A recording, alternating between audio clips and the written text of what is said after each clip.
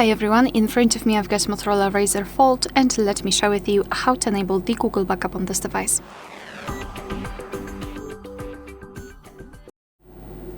So let's begin with making sure that you've got the internet connection, and I highly recommend using Wi-Fi instead of mobile data, and then we can open the settings.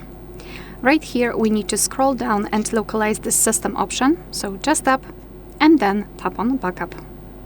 So we will be immediately transferred to this Google section, so just tap on next and tap on add account.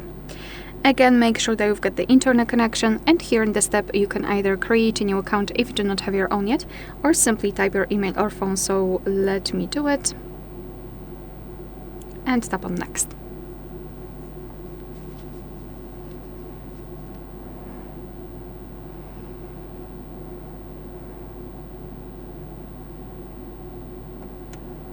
So in this section we need to enter the password, so simply do it and tap on next. Here you need to decide who's going to use this device, so just mark the option and tap on next.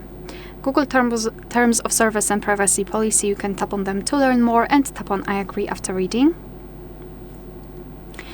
Here we've got, we have to decide what kind of data we'd like to backup, so photos and videos or other device data, like for example app data or text messages.